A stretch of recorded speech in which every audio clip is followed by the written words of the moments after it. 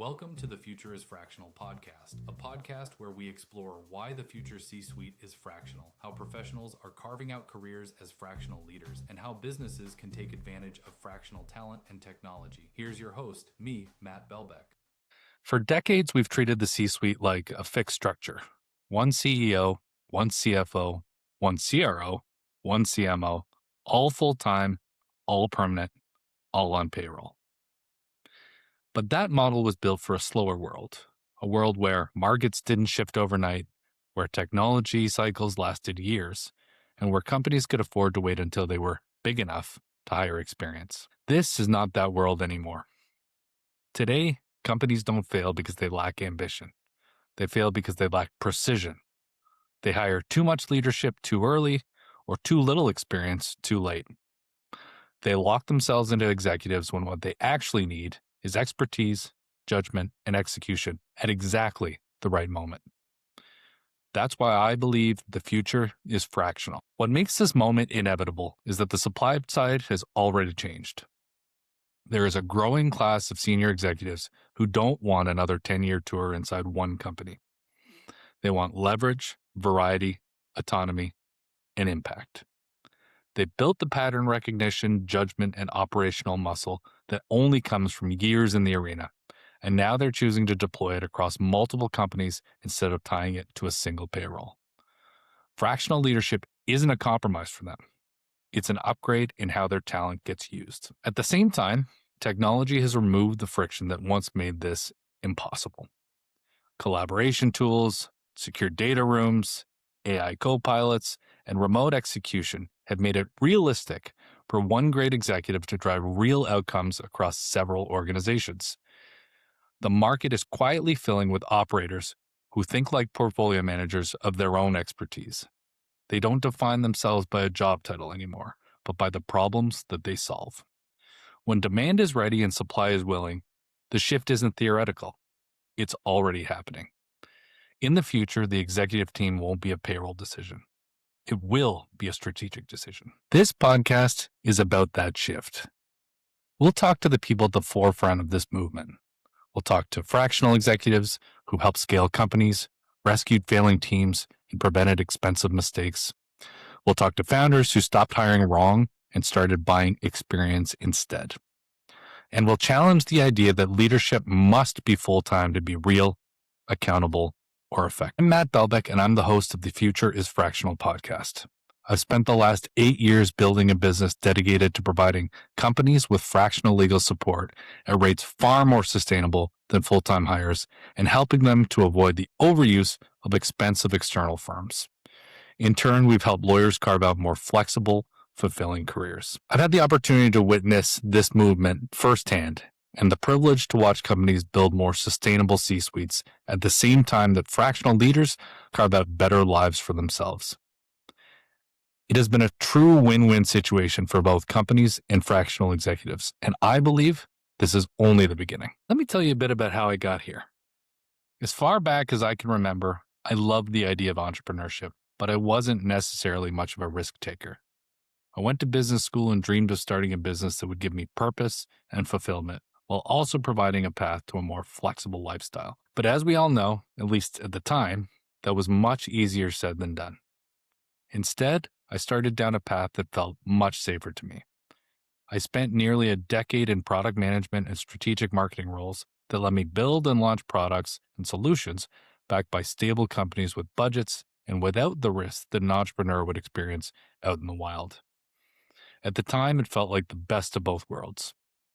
I was content. Life, however, had other plans for me.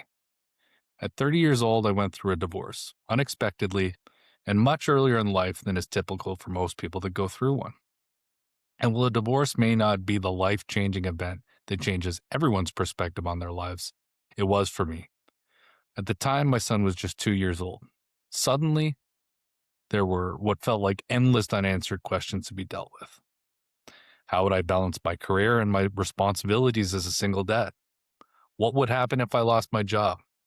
Would my commute even be feasible once my son started going to school? My life had changed in a way that I don't think I ever imagined it would, and it called for a change in the way that I approached my career. In late 2017, I got a call from the now founder of CEO Law, Steve Monk, telling me he was starting a business and that I was his first call. To me, it felt like the perfect opportunity and the right time in my life. I would finally have the chance to scratch the entrepreneurial itch I'd had since I was young. I would have an opportunity to help fractional resources create more fulfilling careers, and I would get to help rewrite how companies worked with lawyers. My new role wasn't fractional, but it was on this day that I started to think about my life as fractional. Now, I believe that there's a common misconception that fractional actually means working less, but that couldn't be further from the truth. The successful utilization of fractional resources is really about accessing the right people at the right times to make the best decisions possible for a business. For fractional leaders, they get to do more high-value work for a wider variety of businesses. And for companies, they get to access the best resources when they need the most without breaking the bank. When I started my new role at CEO Law, I did it with a recognition that I could structure my life differently than I had before. On Mondays, Tuesdays, and every other weekend when I didn't have my son, I'd work longer hours than normal. On Wednesdays, Thursdays, and weekends that I did have my son, I'd work more traditional hours and be available to him and focused almost entirely on supporting him after hours. I would also schedule in-person meetings as much as possible on the days I wouldn't have to be home early. This approach worked really well when my son was young and let me have the career I wanted while still managing to be the father that I wanted to be. The more comfortable I became compartmentalizing my life, the more I was able to accomplish both personally and professionally. Today, I'm the Chief Revenue Officer at CEO Law, a real estate investor, a proud father to my son Wesley, and a coach of both his baseball and hockey teams, which allows me to spend as much quality time with him as possible. I don't think I could have this career or the relationship I have with my son without thinking about my life fractionally, and I'm incredibly proud to have helped build a company that lets others experience work-life success the way that I have. In my example, work-life balance was at the core of a lot of my decision-making and planning. And while that's a valid way for fractional resources to think about their flexibility, it's just one perspective. Most fractional executives are driven by taking on more interesting, high-value work, not less, and are excited by the opportunity to maximize their impact. Being a fractional executive allows you to deploy your time strategically for optimal impact and personal fulfillment. As my son gets older and needs less of my time, I have the opportunity to deploy my time a lot differently than I did when he was younger. Now, enough about me. Let's talk about COVID. While the pandemic was a challenging time for many of us, it was a period of significant progress for fractional resourcing. COVID was the forcing function that broke the illusion that leadership had to be physical, permanent, and full-time to be effective. Overnight, companies were pushed into remote operations, virtual decision-making, and distributed teams. They learned, sometimes uncomfortably, that results didn't depend on proximity or presence. Once that mental model cracked, it never fully went back. If your executive team could run a company from kitchen tables and spare bedrooms, the idea that they had to be exclusive, in office, and on payroll started to feel far less absolute. At the same time, the pandemic normalized flexible capacity at every level of the organization. Companies leaned on contractors, consultants, interim leaders, and specialists just to survive. That muscle memory stuck. Leaders saw that bringing in targeted expertise for defined problems was often faster, cheaper, and more effective than building everything internally. COVID didn't just change where we worked, it changed how comfortable we became with modular talent. And once organizations experienced the power of on-demand capability under pressure, fractional leadership stopped feeling risky and started feeling logical. At the same time, developments in technology have taken the fractional movement from possible to inevitable. Modern collaboration platforms, secure cloud infrastructure, and AI-driven tools have removed the operational barriers that once limited how far an executive's influence could travel. A fractional leader can now step into a company, understand its data, shape strategy, guide execution, and monitor outcomes without needing to be physically embedded or endlessly available.